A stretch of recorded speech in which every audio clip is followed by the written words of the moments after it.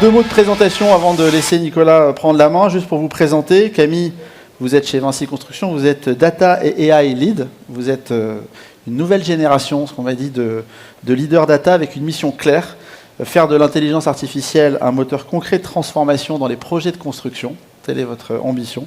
Et merci d'être avec nous. Stéphane, vous êtes directeur du digital et du core business chez Colas. Colas, on rappelle, au sein du groupe Bouygues, au cœur de la transformation numérique d'un leader mondial des infrastructures de transport. Vous orchestrez l'intégration de l'IA dans les opérations terrain, ce dans plus de 50 pays, m'a-t-on dit. Colas, au passage, c'est l'un des premiers acteurs mondiaux de construction des infrastructures de transport. Vous êtes donc, comme je le disais, présent dans plus de 50 pays. Merci à vous d'être présent. Nicolas, à toi la parole. Bonjour à tous.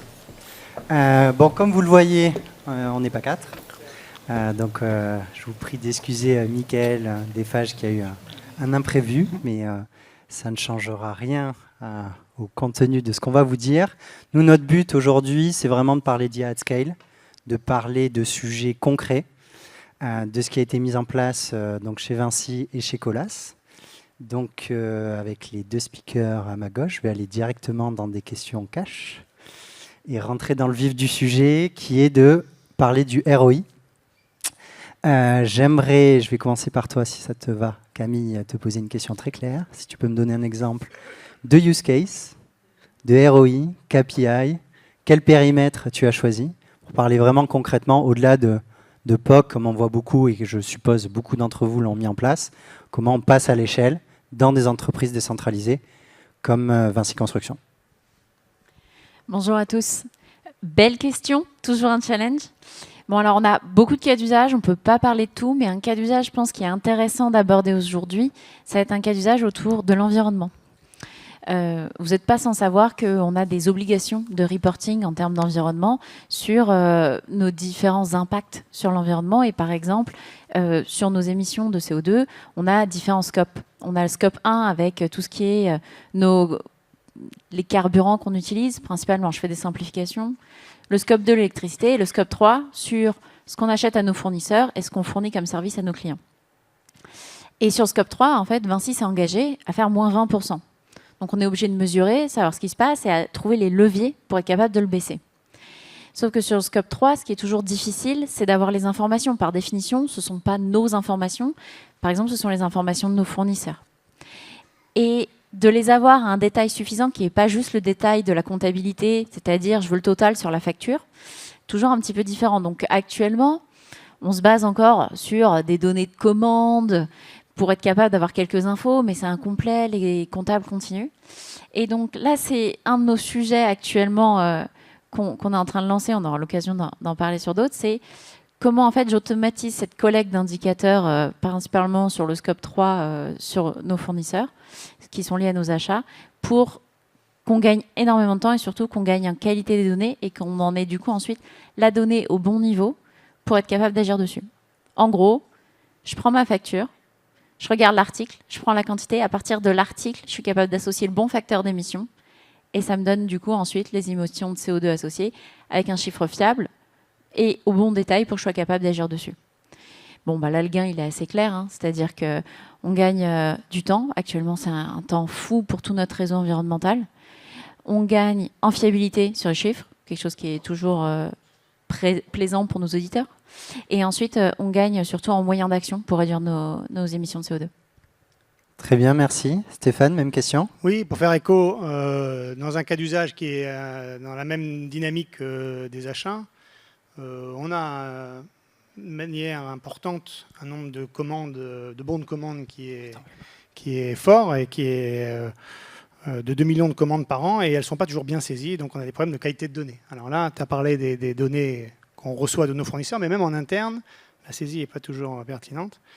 Et donc, le cas d'usage d'aller chercher la facture, de lire la facture et de pouvoir vérifier que donc il y a déjà de l'IA à détecter et à comprendre l'article, et puis après de l'IA pour rattacher l'article tel qu'il est référencé chez le fournisseur dans notre catalogue pour vérifier qu'on a payé le bon prix et qu'on analyse des bons chiffres. Donc ces cas d'usage, chez nous, ils sont assez communs, c'est-à-dire on utilise beaucoup de l'IA pour mettre au propre nos données. C'est les premiers cas d'usage industriels sur lesquels on s'est beaucoup concentré.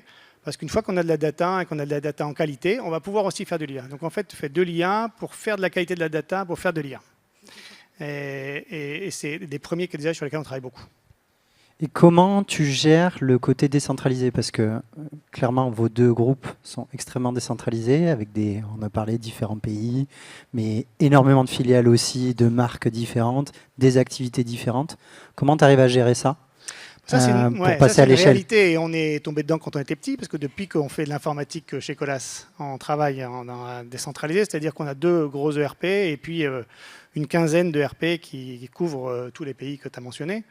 Donc on vit avec ça depuis longtemps. Et finalement, la data et l'IA, c'est une opportunité de pouvoir rassembler cette dynamique en disant à tout le monde, la data, elle va être logée au même endroit, elle va être rangée de la même manière, et grâce à ça, on va pouvoir faire de la data et de l'IA tous ensemble. Et c'est la manière qu'on a trouvé de fédérer. Donc les projets où on voulait tout le monde dans le même ERP, parce qu'on voulait piloter de manière commune des process, finalement, on trouve une réponse avec la data, on absorbe la data, on peut l'analyser, donc on a des vues un peu sur l'exploitation et l'administratif dans les différents pays, mais aussi on la range de la même manière et on a après suffisamment de données pour commencer à faire des cas d'usage sur les équipements, sur des données qui sont plus opérationnelles, et c'est le volume et la qualité de cette data qui nous permet après de restituer de la valeur dans les pays. Donc cette décentralisation, c'est la data et l'IA qui devient une opportunité pour qu'on reprenne contact avec tous les pays et qu'on travaille avec eux. C'est notre fer de lance. Ok, même question Camille, mais je vais apporter un petit complément. Comment tu gères le fait que dans tes filiales, tu as beaucoup de shadow IA, en tout cas des métiers qui sont très appétants, parce qu'on le sait dans le BTP, il y a beaucoup d'innovation, les gens sur le chantier aiment faire ça, tester des choses, tester des startups, tester des solutions. Comment tu le gères pour avoir une approche plus globalisée et un impact à l'échelle? C'est vrai qu'en fait, on a les mêmes enjeux, on est très décentralisé. On a aussi un sujet en fait, d'être capable de fédérer, ou en tout cas d'embarquer tout le monde dans la même direction avec quelque chose qui a de la valeur. Et donc, avec certains cas d'usage, ça permet bien de le faire. On a un cas d'usage de pré-analyse d'appel d'offres, et c'est un petit peu le cas d'usage où tout s'est bien passé, qui nous permet de vraiment fédérer et de mettre tout le monde autour. C'est un cas d'usage de pré-analyse d'appel d'offres, pour être capable de sélectionner ensuite à quel appel d'offres on va répondre, parce qu'on ne peut pas répondre à tout. Et là-dessus, en fait, en impliquant tout le monde, on arrive à fédérer et à atteindre des taux d'adoption qui sont hyper hauts. Et en fait, avec ces cas d'usage-là, qui sont des cas d'usage phares, on arrive petit à petit à toucher toute la population, et déjà à ce qu'ils nous connaissent, parce qu'en fait, il ne faut pas oublier que dans un groupe très décentralisé, l'IT à un niveau Vinci Construction, ils ne savent pas qui je suis. Donc, à ce niveau-là, d'être capable de, avec des cas d'usage concrets qui apportent de la valeur, reconnecter avec toutes ces personnes-là, pour ensuite être capable de diffuser des messages de c'est pas une bonne idée de mettre toutes vos données confidentielles sur ChatGPT. C'est des messages intéressants, et en fait, l'un nourrit l'autre. Et on a beaucoup une culture plus d'éducation que de blocage, parce que dans nos valeurs, enfin nos attitudes Vinci Construction, il y a liberté d'entreprendre. Et donc, il y a vraiment ce côté, l'idée c'est de ne pas bloquer, et donc de laisser de l'agilité sur le terrain pour qu'ils puissent expérimenter, mais qu'ils aient toutes les bonnes pratiques pour savoir ce qui est dangereux, ce qui ne l'est pas, et qu'ils comprennent en fait là où ça a du sens en fait de tester une solution sur le marché, et avec qui est-ce qu'il faut qu'ils vérifient ce genre de sujet, et là où ça a du sens d'utiliser des cas d'usage en interne, parce que maintenant ils nous connaissent avec ces cas d'usage qu'ils utilisent. Oui, la dynamique est vraiment la même chez Colas. On n'est pas à interdire systématiquement et à bloquer tous les systèmes, parce qu'au contraire, on se ferait dépasser et on verrait encore moins. Donc l'idée est de donner un cadre, d'être certain de préparer les outils pour qu'ils y trouvent de la valeur aussi. Et puis après, mettre de la gouvernance en place. On l'a déjà fait pour le digital, et là, on le fait pour l'IA. Alors, il faut mettre de la supervision, il faut expliquer beaucoup, il faut aller sur le terrain, il faut aller à la rencontre. Mais assurément, on ne bloque pas, parce que c'est souvent du terrain que viennent les bonnes idées, les bons tests, les cas d'usage qui marchent. Ils vérifient que ça marche, ils le démontrent, et nous, on passe à l'échelle ensuite. Ok, donc je comprends que c'est à la fois un fonctionnement où on va aller chercher les métiers, mais également un sujet IT, tech, gouvernance. Je suppose aussi sponsorship au plus haut niveau, Et là, ce que tu as évoqué aussi, si je le traduis, c'est aussi les revues des process. C'est bien ça, Stéphane? Tu vas vraiment chercher le process pour pas que ça soit un outil en plus, mais... Oui, et c'est là où on peut se faire déborder, c'est là où on a besoin de travailler, c'est là besoin de les ramener dans des schémas qui font du sens à la fin pour pas que ça devienne incompréhensible quand on regarde la foison d'outils qui peuvent venir. Donc on a une design authority et une cellule d'architecture qui vérifie de remettre du sens dans tout ça, de redonner la perspective. Alors bon, on a beaucoup travaillé sur les processus quand on a fait du digital et de l'applicatif. On est moins axé là-dessus parce qu'il y a peut-être des processus qui vont être plus du tout les mêmes, qui vont être renversés. Donc notre optique, elle n'est plus la même. Systématiquement, on ne recolle pas obligatoirement un processus d'entreprise parce qu'il est changé. Mais on essaye de donner des grandes perspectives pour que ça ne soit pas redondant et qu'il y ait 3 fois la même solution qui existe et qui font à peu près la même chose ou qui viennent perturber un process qui existe dans une application. Okay. Mais c'est sûr que ça va bouger. Et la manière dont on a travaillé jusqu'à maintenant, notre architecture du système d'information n'est plus du tout la même. Oui, on est d'accord. Mais on se rend compte qu'en fait, il y a plein de process qu'on réutilise, même s'il y a plein de choses qui changent et on va devoir se réadapter. Et je pense que c'est ce qu'on a vu là toute cette matinée. Mais ce qu'on se disait aussi, c'est qu'en fait, souvent, ce n'est pas tant un enjeu technique, c'est aussi un enjeu d'avoir les bonnes personnes aux bons endroits. Et en fait, souvent, on se retrouve avec des méthodologies IT classiques, c'est-à-dire, est-ce que j'ai la bonne personne pour déployer ce sujet d'IA? Est-ce que mes sponsors ont bien compris le sujet et vont pousser ce genre de sujet? Et donc, en fait, il y a plein de choses qui changent sur les projets et il va falloir être très agile pour être capable de les bouger. Mais en fait, sur des fondamentaux, on se retrouve souvent bloqué sur la même chose, c'est-à-dire qu'on n'a pas les bonnes personnes ou ce genre de sujet. Et juste pour notre auditoire, là, sur le cas d'usage que tu évoquais, en termes de résultats, donc 2 questions, le taux d'adoption, quel périmètre, donc ça représente combien d'agences et in fine combien de personnes, juste pour qu'on se donne un ordre d'idée. On parle quand même d'IA at scale et on n'a pas encore... Ça, c'est sur le cas d'usage dont je vous parlais de pré-analyse d'appel d'offres pour savoir si on va répondre ou pas, qui est un cas d'usage qui s'appelle Select chez nous, qui est là depuis quelques années. On a réussi à justement atteindre le Graal, c'est-à-dire qu'on est déjà à l'échelle de déjà quasiment toute la France. Donc chez nous, c'est un peu moins de la moitié du chiffre d'affaires. Et on continue à se déployer sur les autres business où ça a du sens, parce qu'on a beaucoup de métiers différents chez Vinci Construction. La moitié du chiffre d'affaires, c'est quoi? C'est 15 milliards à peu près en France? Et ensuite, ce qui est intéressant, c'est que c'est vraiment un outil où on a réussi à avoir les bonnes personnes impliquées, on avait la donnée qui était présente et de qualité, et en fait, on a réussi à faire un outil qui est tellement utile aux gens que juste en le présentant et en faisant les bonnes formations et avec le bon sponsorship, là, on atteint des 97% d'agences qui s'en servent dans ceux qui ont accès. Moi, j'ai jamais vu ça. Enfin, genre, jamais une solution digitale pour moi a été aussi adoptée, ce qui est assez fou.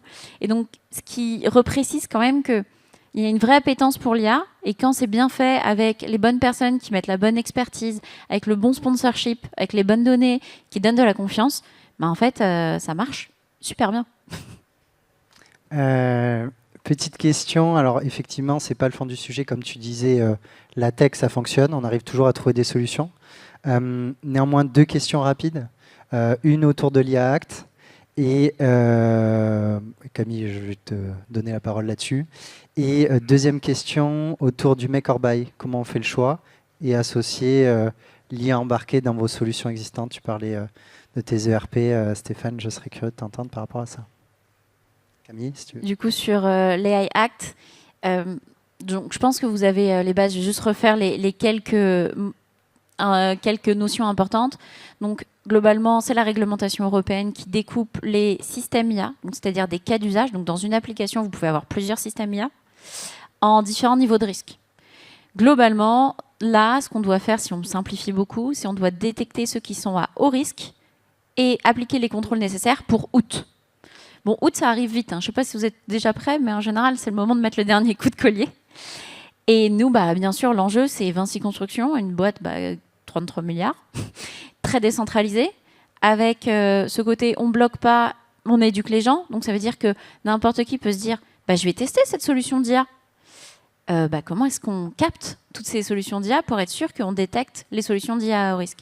Et en fait, ça se repose sur des choses existantes qu'on a chez nous, donc beaucoup de process et d'hierarchie, de en fait, on a déjà des systèmes en place de délégation de droits, ce genre de sujet, et donc de dire, en fait, quand tu lances une expérimentation et que tu fais de l'innovation, on a déjà un outil qui permet de capter tout ça. On dit, tu mets sur la plateforme d'innovation. Et donc, bien sûr, c'est dans le prolongement de ça, on se dit, c'est là qu'on va capter, en fait, déjà l'AI Act. Et on a implémenté un petit formulaire juste de triage. C'est-à-dire, est-ce que ça sent le haut risque? C'est dans le sens, est-ce qu'il y a du HR dedans? Ou est-ce que, j'exagère, mais tu essaies de manipuler le comportement de quelqu'un? Là, c'est même plus du haut risque, c'est interdit. Mais bon, ce genre de questions, pour être capable de voir sur lequel il faut se concentrer et sur lequel il va falloir qu'on aille chercher les hauts risques. Et donc, c'est trouver ce genre de process et en bonne intelligence pour s'adapter avec le côté grand et décentralisé d'un groupe, tout avec les réglementations. Et c'est toujours ça le compromis à trouver dans chacune de vos boîtes. Je pense que vous avez tous des compromis différents avec à quel niveau je mets le curseur pour être capable de quand même trouver et de m'adapter à la réglementation. Oui, ça c'est le côté qui n'est pas obligatoirement le plus sexy, mais on s'y est mis il y a 2 ans maintenant. Et le premier sujet, c'est de faire une cartographie de tout ça. Et après, on a un script, un screening. On permet de qualifier toutes ces IA. Alors, il y a les nôtres qu'on connaît. Et donc là, c'est nous qui remplissons et qui s'auto-évaluons. Et puis, il y a toutes les IA qui sont utilisées dans le marché, soit des IA pure scaler, soit des IA qui arrivent avec nos solutions, des éditeurs. Et ça demande du travail, d'analyse, d'aller-retour, de discussion. Mais on sait très bien que c'est indispensable. Et ça nous aide à bien vérifier que ce qu'on utilise, on ne va pas trop loin, parce que ça peut aller vite et on peut se faire déborder. Ouais. Très bien, je vois le temps qui défile. Je voulais vous poser quelques questions assez directes pour aussi vous donner à l'auditoire une vision des grandes difficultés que vous avez pu avoir. Donc c'était la question que je voulais te poser, Camille. Quelle fut ta plus grande difficulté ou quelle est ta plus grande difficulté pour mener ces sujets d'IA at scale? Je pense que ça va être un peu le fil rouge de ce que j'ai pu dire avant, mais ce qui nous bloque actuellement, ce n'est pas la technologie. Et je pense que dans la salle, vous l'aurez potentiellement déjà vu. En général, on arrive à faire pas mal de choses. Ce qui nous bloque, on a en général 2 sujets. C'est soit les gens ne sont pas prêts, soit la donnée n'est pas prête. Et donc, on veut de temps en temps faire des choses géniales, mais on se rend compte qu'on n'a en fait pas accumulé la base de connaissances dans le passé. C'est dommage, il va falloir s'y coller maintenant. Ou alors, on a des sujets géniaux où on fait gagner du temps, il y a un ROI démontré, mais les gens ne sont pas encore assez acculturés, on n'arrive pas à les attraper, ils ne sont pas assez sponsors, et donc les sujets meurent un petit peu d'eux-mêmes. Et c'est pour ça que dans les stats qu'on a pas mal parlé, il y a plein de POC d'IA qui passent jamais à l'échelle dans les 80%. Ce n'est pas des sujets techniques, c'est des sujets de gens. Oui, les difficultés sont les mêmes. Effectivement, c'est la data.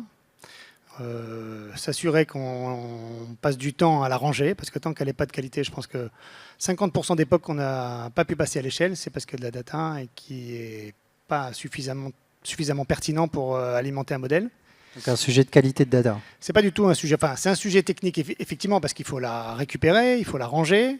Mais quand on remonte la chaîne, c'est depuis le début de la saisie, de la captation de cette donnée qu'il faut retravailler tout le process.